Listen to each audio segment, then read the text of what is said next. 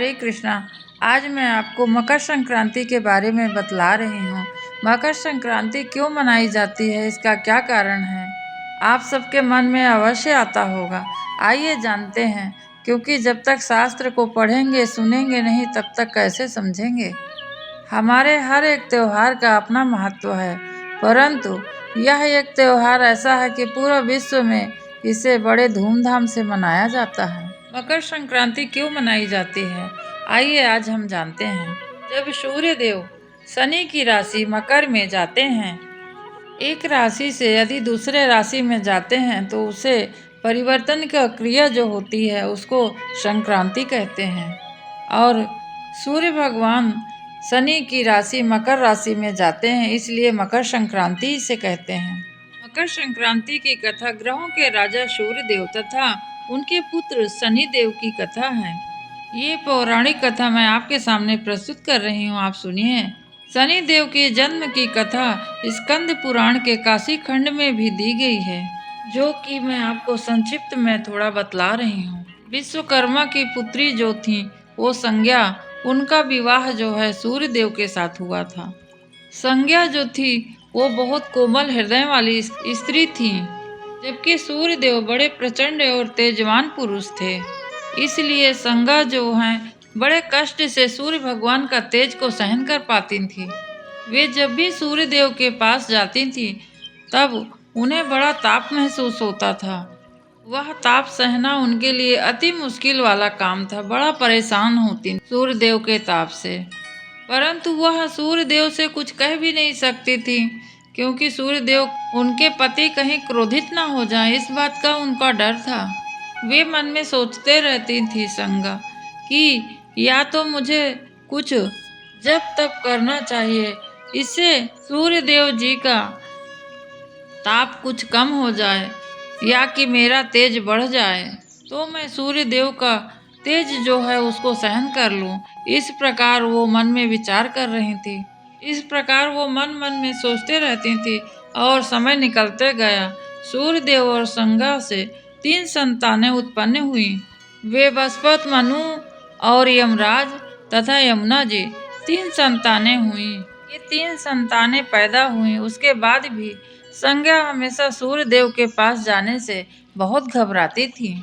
इस डर के कारण उन्होंने एक निर्णय लिया कि वो अब तप करेंगी, और या तो सूर्य देव का ताप कम हो जाएगा या तो उनके इस जप तप से संज्ञा जी का भी तेज बढ़ जाएगा। इस प्रकार वो विचार कर रही थी। वे सोचें तो, परंतु उनके सामने एक और परेशानी थी कि उनके 3 पुत्र और पुत्री की अब कौन परवरिश करे, और सूर्य भगवान को यदि पता चल जाए तो वो भी गलत चीज है, वो नाराज हो सकते हैं इससे। यदि सूर्य देव क्रोधित हो गए तो उन्हें कहीं श्राप न दे दें। इसीलिए वो मन में विचार करते हुए अपने ही शरीर से छाया को ही उन्होंने स्त्री रूप में बदल दिया और वो सूर्य देव भगवान के साथ रहने लगी। उन्होंने उस छाया से कहा कि तुम अब मेरा घर संसार की जिम्मेदारी उठाओ, मेरे पुत्र पुत्री की जिम्मेदारी तथा सूर्य भगवान की जिम्मेदारी अब तुम्हारी है। तुम इनका लालन पालन तथा उनका देख रेख सूर्य भगवान का करो, और मेरे अनुपस्थित में तुम संज्ञा ही कहलाओगी, क्योंकि कोई नहीं जानेगा इस वेद को, और तुम सबका ख्याल रखो। क्योंकि छाया तो उनकी ही उत्पत्ति करी हुई थी, तो वो उनकी बात को तो टाल ही नहीं सकती थी। इसलिए उनका जिस तरह से कहा उन्होंने स्वीकार कर लिया। अब इधर संज्ञा उधर से चलकर पिताजी के घर पहुंच गईं और अपने परेशानी को बताई तो पिताजी ने डांट फटकारने लगे। तब संज्ञा कहती हैं कि जब मैं सूर्य देव के समीप जाती हूँ उनका तेज मुझे सहन नहीं होता है। इस प्रकार अपनी बात रखी। आगे कहती हैं संज्ञा, ये पिताजी, या तो मैं तपस्या करके अपना तेज ज़्यादा बढ़ाऊं या तो सूर्य देव का तेज कम हो जाए। इस प्रकार मैं मन में विचार करके उनके यहाँ से चली आई हूँ। इस बात को सुनकर उनके पिताजी भी भयभीत हुए कि कहीं सूर्य देव मुझसे नाराज न हो जाएं। उनको जब पता चले यह बात को तो उन्होंने डांट लगाकर और समझाकर अपने पुत्री संज्ञा को कहा कि तुम वापस घर जाओ, तुम यहाँ नहीं रह सकती हो। तब संज्ञा वहाँ से तो चली गई, परंतु वह सूर्यदेव के यहाँ नहीं गई, वन में गई और वन में जाकर तपस्या करने लगी, घोड़ी का रूप धारण करके। इधर पीछे से जो छाया थी संगवर्णा, वो सूर्यदेव जी के घर में रहने लगी और थोड़ा भी सूर्यदेव को आभास न होने दी कि ये संज्ञा नहीं छाया है। और इस प्रकार वो तीनों बच्चों का भी पालन पोषण करना और सूर्यदेव को प्रसन्न रखना, क्योंकि सूर्यदेव की उन पर कोई तेज का अनुभव नहीं होता था, क्योंकि वो छाया मूर्ति थी। इसके कारण सूर्यदेव उनसे प्रसन्न रहते थे। सूर्यदेव सोचते थे कि पहले छाया को तो बड़ी परेशानी होती थी मेरे समीप आने से, परंतु हो सकता है कि इतने दिन रहते रहते उसको आदत पड़ गई हो और वो सहन कर पा रही हो मेरे तेज को। इस प्रकार सूर्यदेव और छाया से भी 3 संतानें उत्पन्न हुई, सावर्णी, मनु और शनिदेव और भद्रा। ये तीनों संतानें छाया से हुईं। और शनि जी जब छाया के गर्भ में थे, तब बड़ी छाया कठोर तपस्या कर रही थी शिव जी की। छाया इतनी कठोर तपस्या कर रही थी ताकि शिव जी प्रसन्न हो सकें, इसलिए वो कुछ बिना खाए पिए ही रहती थी। कहते हैं कि गर्भ में बालक है और आप बिना खाए पिए रहते हो और उसका प्रभाव बालक पर भी पड़ता है। इस प्रकार शनिदेव भी माता छाया के पेट में थे, तब सूर्यदेव के समीप रहने के कारण और कुछ खाने पीने का समय पर ध्यान न रखने के कारण शनिदेव जी का भी शरीर काला पड़ गया। इस प्रकार जब शनिदेव का जन्म हुआ, तब सूर्यदेव जी उनके रंग को देखकर छाया पर कुछ संदेह किया और छाया को अपमानित करते हुए कहते हैं कि मेरा पुत्र ये हो ही नहीं सकता है, इतना काला पुत्र मेरा कैसे हो सकता है, मेरे समान तेज कैसा नहीं है इसका। इस प्रकार शनिदेव का शरीर तो काला हुआ है तप करने से, परंतु वह सब शक्ति भी जो माँ गर्भ में रखे हुए थी शनिदेव को और तपस्या कर रही थी शिव जी का, तो वो शक्ति भी सब शनिदेव जी के भीतर आ गई थी। शनिदेव बहुत छोटे थे, परंतु उन्होंने क्रोधित होते हुए अपने पिताजी की ओर देखा तो सूर्यदेव भी उनके समान ही काले हो गए और उनकी घोड़ों की चाल भी रुक गई। अब जैसे ही उनके घोड़ों की चाल रुक गई तो संपूर्ण जगत में भी अंधकार छा गया और हाहाकार मच गई। तो फिर से परेशान होकर सूर्य जी गए शिव जी के पास। शिव जी के शरण में जाकर सूर्यदेव की तपस्या से शिव भगवान प्रसन्न होकर सूर्यदेव को समझाया, उनकी गलती का एहसास दिलाया कि तुम अपने पुत्र के प्रति इस प्रकार नहीं कर सकते व्यवहार। इस प्रकार सूर्यदेव जी को अपनी गलती का एहसास हुआ और वो आए वहाँ से, तो छाया के पास आकर वे कहते हैं कि मुझे अपने किए पर बहुत शर्मिंदगी है, मुझे इस प्रकार नहीं करना चाहिए तुम्हारे साथ व्यवहार। तथा शनिदेव से भी उन्होंने माफी मांगी तथा उनको अपने हाथ में उठाकर हृदय से लगा लिया। इस प्रकार जैसे ही शनिदेव माफ कर दिए, सूर्य भगवान का पहले के जैसा उनका तेज वापस आ गया। परंतु इस घटना के कारण ही सूर्यदेव और शनिदेव के पिता पुत्र के संबंध खराब हो गए। वे मन से सुधरने नहीं हैं, क्योंकि एक बार किसी से संबंध इस प्रकार बिगड़ जाता है तो मन में कुछ न कुछ खटास बाकी रह ही जाती है। इस प्रकार शनिदेव नवग्रह के देवता कहलाए और शनिदेव सूर्य ग्रह के आज भी दुश्मन माने जाते हैं। सूर्य देव तथा शनिदेव आपस में विद्रोही ग्रह आज भी माने जाते हैं। छाया देवी तथा शनिदेव को वो बहुत पसंद नहीं करते थे सूर्यदेव, उनके क्रोध के कारण या जो भी हो, तो उन्होंने अपने आप से अलग कर दिया माँ और पुत्र को। इसके बाद शनिदेव ने अपनी माँ के साथ रहते हुए सूर्यदेव को कुष्ठ रोग हो जाए ऐसा श्राप दे दिया, क्योंकि सूर्यदेव को अपने कांति शरीर को बड़ा घमंड था। इसके कारण ही उन्होंने ऐसा श्राप दिया शनिदेव कि आपको जिस चीज का बड़ा घमंड है कि मैं बड़ा सुंदर तथा बड़ा कांति युक्त हूँ, जाइए आपको कुष्ठ रोग हो जाए और आप भी ऐसे अपने शरीर पर पछतावा करें। इधर सूर्यदेव का इस प्रकार का शरीर देखकर उनके संज्ञा पहली पत्नी के पुत्र यमराज ने बड़ी तपस्या किया और उस तपस्या से प्रसन्न होकर जो उनको वरदान मिला उससे वह फल स्वरूप सूर्यदेव फिर से तेज तथा कांति से युक्त हो गए। सूर्यदेव जब कुष्ठ रोग से मुक्त हुए तो उनके अंदर बड़ा क्रोध था। इस प्रकार सूर्यदेव ने शनि देव की घर को जला दिया। कुंभ राशि जो कि उनकी राशि, उनके घर में उनकी माता और वो साथ में रहते थे, शनि देव जी। इस बात को जब जाने यमराज जी कि सूर्यदेव ने अपने पुत्र शनि देव कुंभ राशि को जला दिए हैं, तब यमराज जी समझाते हुए कहते हैं, ये पिताजी, शनि तथा उनकी माता दोनों को बड़ा कष्ट हुआ है इस काम से आपके।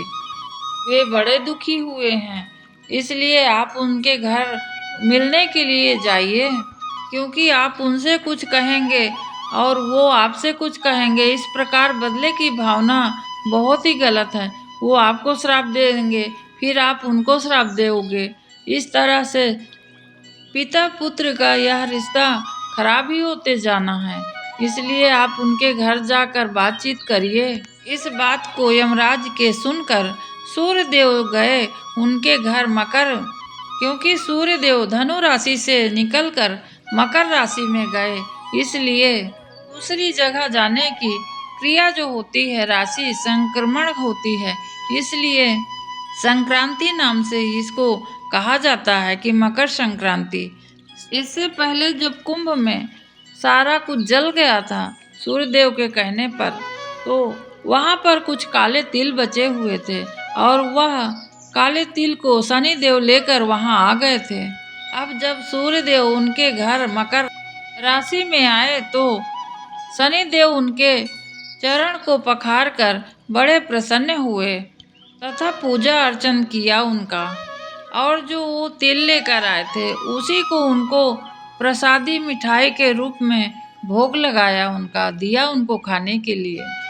इसलिए उसी समय से तिल का या सब लोग दान करते हैं, क्योंकि ऐसी मान्यता है कि तिल का दान करने से सभी समस्या का, तिल दान करने से हमें उसका हल मिलता है। इस प्रकार मकर संक्रांति के दिन तिल चढ़ाने का, तिल दान करने का तथा तिल के बने लड्डू सभी लोग खाते हैं तथा भगवान में चढ़ाते हैं। तभी से सूर्यदेव की पूजा करने के लिए उसमें भी तिल चढ़ाते हैं। इस प्रकार मैंने मकर संक्रांति की कथा आपको सुनाई। कुछ जगह इस दिन पोंगल का भी त्योहार मनाया जाता है साउथ की तरफ। आइए जानते हैं पोंगल त्योहार किस प्रकार मनाते हैं। पोंगल दक्षिण भारत में मनाया जाने वाला एक प्रमुख पर्व है। पोंगल का वास्तविक अर्थ होता है उबालना, वैसे इसका दूसरा अर्थ नया साल भी होता है। गुड़ और चावल उबालकर सूर्यदेव को चढ़ाते हैं और प्रसाद का नाम ही पोंगल है। 4 दिनों तक चलने वाला इस पर्व को 4 पोंगल होते हैं। पूर्णतः प्रकृति को समर्पित यह त्योहार फसलों की कटाई के बाद ही किया जाता है और नए धान के चावल को निकालकर उसका भोग बनाकर बैलों एवं घरों को साफ सुथरा करके सजाकर भैया दूज की तरह भाइयों के लिए बहनों द्वारा लंबी आयु के लिए प्रार्थना की जाती है। ठीक उसी प्रकार जैसे उत्तर भारत में मनाए जाने वाले पर्व को छठ, भैया दूज, गोवर्धन पूजा की जाती है। 4 तरह के पोंगल क्रमशः इस प्रकार भोगी पोंगल, सूर्य पोंगल और मंटू पोंगल और कन्या पोंगल। पहले दिन भोगी पोंगल में इंद्रदेव की पूजा की जाती है। इंद्रदेव को भोगी के रूप में भी जाना जाता है, क्योंकि इंद्रदेव समस्त ईश्वर और ऐश्वर्य की भोक्ता हैं। इंद्रदेव को वर्षा एवं अच्छी फसल के लिए लोग इंद्रदेव की पूजा आराधना करते हैं। पहले दिन का पोंगल दूसरे दिन की सूर्य की पूजा के रूप में होती है। इसमें नए बर्तनों में चावल, मूंग दाल एवं गुड़ डालकर केले के पत्ते में गन्ना, अदरक आदि के साथ पूजा की जाती है। सब सूर्य देव को चढ़ाने के बाद सूर्य का प्रकाश ही बनाया जाता है। इसमें तीसरे दिन के मट्टू पोंगल के नाम से मनाया जाता है। मट्टू दरअसल नदी अर्थात शिव जी की बैल की पूजा इस दिन की जाती है। कहते हैं शिव जी के प्रमुख गणों में से एक नंदी से एक बार कोई भूल हो गई थी। उस भूल के लिए भोलेनाथ ने उन्हें बैल बनकर पृथ्वी पर जाकर मनुष्यों की सहायता करने के लिए कहा था। उसी के याद में आज भी पोंगल का यह पर्व बड़े धूमधाम से लोग मनाते हैं। चौथा पोंगल कन्या पोंगल है, जो यहाँ एक काली मंदिर में बड़ी धूमधाम के साथ मनाया जाता है। केवल वहाँ महिलाएं ही भाग लेती हैं। प्राचीन काल में द्रविड़ शस्य उत्सव के रूप में इस पर्व को मनाया जाता है। तिरुवल्लुर के मंदिर में प्राप्त शिलालेख में मिलता है कि राजा पोंगल के अवसर पर जमीन और मंदिर गरीबों को दान दिया करते थे। इस अवसर पर नृत्य समारोह एवं साण के साथ साहसी जंग लड़ने की भी प्रथा थी। उस समय जो सबसे शक्तिशाली होता था उसे आज के दिन कन्याएं वरमाला डालकर अपना पति चुनती थीं। इस प्रकार यह मकर संक्रांति तथा पोंगल की मैंने थोड़ी जानकारी आपको दी और प्राचीन कथा जो थी वह भी मैंने बतलाया। अब आइए जानते हैं कि इस दिन क्या क्या करते हैं। इस दिन उत्तर भारत में इसे खिचड़ी के नाम से भी जाना जाता है। खिचड़ी के दिन स्नान दान करने का बड़ा महत्व है। इस दिन तिल, गुड़, घी तथा खिचड़ी चावल और उड़द की दाल को खिचड़ी कहते हैं। इसे ब्राह्मण को दान दिया जाता है तथा अपने कुल देवता कुल देवी के नाम से भी खिचड़ी बनाकर भोग लगाकर और सब प्रसन्नता पूर्वक खाते हैं। इस दिन नदी गंगा का स्नान का बड़ा महत्व है। आप कोई भी आसपास यदि आपके पास गंगा जी नहीं जा सकते हैं तो भी से नदी और तालाब है तो आप अवश्य उस दिन स्नान करने जाइए और तिल का दान अवश्य करिए। सूर्य देव को अर्घ दीजिए। प्रयागराज के कुंभ अभी पड़ रहा है। 12 वर्ष में यह कुंभ हुआ है। प्रयास करिए कि आप सब स्नान करने के लिए जाइए। माघ का पवित्र महीना आने वाला है। प्रतिदिन यदि नहीं जा सकते हैं तो घर पे ही स्नान आदि करके भगवान कृष्ण की पूजा अर्चन करिए और सूर्य देव को नियमित रूप से जल डालिए। इससे हमारा जीवन प्रकाशमय होता है। आइए अब जानते हैं कि लोहड़ी क्यों मनाई जाती है, इसकी कथा क्या है। यह सब पर्व मकर संक्रांति के दिन ही होते हैं। हर साल जनवरी के महीने में लोहड़ी का पर्व बेहद उत्साह के साथ मनाया जाता है। यह दिन सिख समुदाय के लिए अहम होता है। यह त्योहार हर साल मकर संक्रांति के एक दिन पहले आता है। इसी दिन आग के अलाव लगाया जाता है। फिर इसके बाद चारों तरफ से एकत्र होते हुए लोहड़ी की कथा सुनते हैं सभी लोग। देवों के देव महादेव माता पार्वती से संबंधित है ये कथा। आइए कथा सुनते हैं। लोहड़ी के दिन कथा देवों के देव माता पार्वती का। धार्मिक मान्यता के अनुसार एक बार प्रजापति दक्ष ने महायज्ञ करवाया था। आप सब जानते होंगे, सुने हैं कई बार शिव कथा में। इस यज्ञ में प्रजापति दक्ष ने भगवान शिव तथा सती को कोई स्थान नहीं दिए थे यज्ञ में।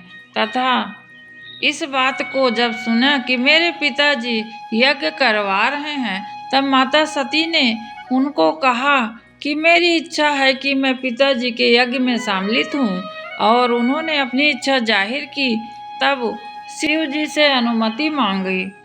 इस पर भगवान शिव जी कहते हैं कि यज्ञ में आमंत्रण के बिना किसी के कार्यक्रम में जाना सही नहीं है। उन्होंने आगे कहा कि ऐसी स्थिति में सम्मान की जगह अपमान हो जाता है। हे सती, मेरी बात को तुम मानो और समझो। इस प्रकार शिव जी ने कहा, लेकिन माता सती ने न मानने पर भगवान भोलेनाथ ने उन्हें यज्ञ में जाने की अनुमति दे दी। अनुमति तो दे दी, परंतु जब वहां सती जाकर शामिल हुए तो वहां देखती हैं कि भगवान भोलेनाथ का कोई भी स्थान नहीं है पिता के यहाँ। अपमानजनक शब्द सुनकर बेहद दुखी हुई। तब माँ सती ने अपने पिता के प्रजापति दक्ष के द्वारा करवाई गई हवन कुंड में ही समा गईं और हवन विध्वंस कर दिया। इसके बाद से ही प्रत्येक वर्ष माँ सती की याद में लोहड़ी का पर्व मनाया जाता है। आप समझिए कि भारतवर्ष कितना, हर समुदाय में कोई न कोई कथाएं हैं। सभी समुदाय को एक न एक त्योहार आता है और सब लोग प्रसन्न चित्त होकर अपना अपना त्योहार मनाते हैं। भारत का यही सबसे अच्छी बात है। यहाँ सब लोग मिलकर साथ अपने अपने त्योहारों का आनंद लेते हैं। इस प्रकार मैंने आपको 3 कथाएं बतलाई आज की। यदि आपको माघ का स्नान करना है तो एकादशी आज है, आज से आप स्नान प्रारंभ कर दिए होंगे। यदि नहीं किए हैं तो कल से अवश्य स्नान प्रारंभ कर दीजिए, क्योंकि 2 दिन 3 दिन पहले माघ लगने के ही स्नान प्रारंभ कर देना चाहिए और 2 दिन 3 दिन बाद तक स्नान करते रहना चाहिए। प्रातः काल 4 बजे उठकर आप स्नान करिए और तिल थोड़े से वहाँ रखिए और गंगा जल, यदि बाहर नहीं जा सकते हैं तो हम बाल्टी या टब जो होता है हमारे यहाँ बाथरूम में, उसमें डालकर और स्नान आदि करके शुद्ध होकर भगवान को जल समर्पित करते हैं और भगवान हमें वही फल देते हैं जो गंगा स्नान करने का मिलता है। क्योंकि गंगा जी का स्नान एक बूंद जल से हो या पूरी गंगा जी का वो हो, उतना ही हमको पवित्र करने वाला होता है गंगा जल का एक बूंद भी। और गंगा माँ का ध्यान करके हम यदि वहाँ नहीं जा पाते हैं तो घर पर अवश्य ही स्नान करना चाहिए और भगवान सूर्य देव की पूजा करनी चाहिए। आइए, मकर संक्रांति के दिन गंगा जी का भी अवतरण हुआ है। इसका एक पौराणिक कथा मैं आपको बतला रही हूँ। राजा सगर माँ गंगा को कपिल मुनि के आश्रम लेकर आए, जहाँ उनके स्पर्श मात्र से ही राजा सगर के 60,000 पुत्रों को मोक्ष मिल गया।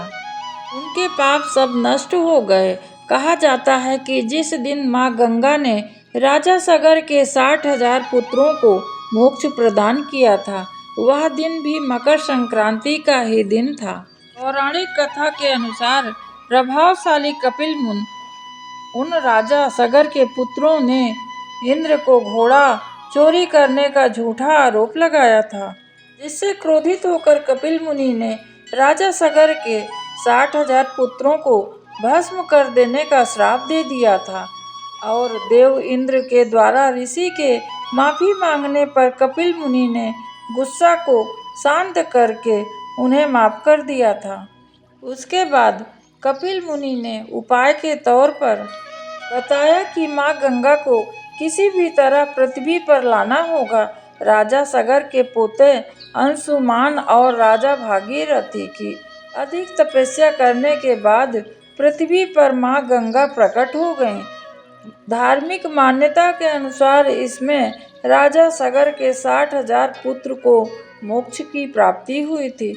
हमें अपने मन में किसी प्रकार का संशय नहीं पालना चाहिए। माँ गंगा का स्नान अवश्य करना चाहिए। गंगा स्नान के बाद भजन कीर्तन हमें अवश्य करना चाहिए और हमें भगवान के नज़दीक जाने के लिए सरल स्वभाव की ही आवश्यकता है। हम कठिनता और चतुराई से नहीं वहाँ पा सकते हैं। इसलिए प्रयास करते रहना चाहिए कि भगवान की ही पूजा, भगवान की ही चर्चा और गृहस्थी में काम करते समय भी भगवान का ही हमें ध्यान लगाना चाहिए। इस तरह नहीं हो सकता है कि दिन रात हम बैठे रहें पूजा पाठ में ही, तो हमारे बच्चों का क्या होगा, हमारी गृहस्थी का क्या होगा, हमारे पति और पत्नी का क्या होगा। भाई, कमाना भी जरूरी है और बनाना भी जरूरी है। लिए यह महीना समर्पित रखिए भगवान आप सबका कल्याण करें, आपका मंगलमय हो और हमारा भी, क्योंकि समाज में रहना है तो ये भी चाहिए हमें कि क्या खाएंगे, कैसी व्यवस्था होगी। परंतु हर कार्य को करते करते आप प्रभु को ही समर्पित कीजिए और उनका ध्यान करके ही सारा कार्य शुरू करिए। प्रार्थना करते समय भगवान श्री कृष्ण का ध्यान करिए और यह मंत्र अपने मन में जपते रहिए। कृष्णाय वासुदेवाय हरे परमात्मने प्रणताक्लेशनाशाय गोविंदाय नमो नमः। हे कृष्ण भगवान, हमारे सभी पाप ताप को हर लो और हमें हर प्रकार के कष्ट से मुक्त रखिए। हमारा घर गृहस्थी तथा हमारे बाल बच्चे सब सही मार्ग पे चलें, इस तरह से हम प्रार्थना करते रहें। मन ही मन भगवान अवश्य सुनते हैं। आज मैंने आपको 4 कथाएं बतलाई। पहली कथा मकर संक्रांति की, दूसरी कथा पोंगल की, तीसरी कथा लोहड़ी की और चौथी कथा माँ गंगा का अवतरण की। आज के लिए बस इतना ही। हरे कृष्णा।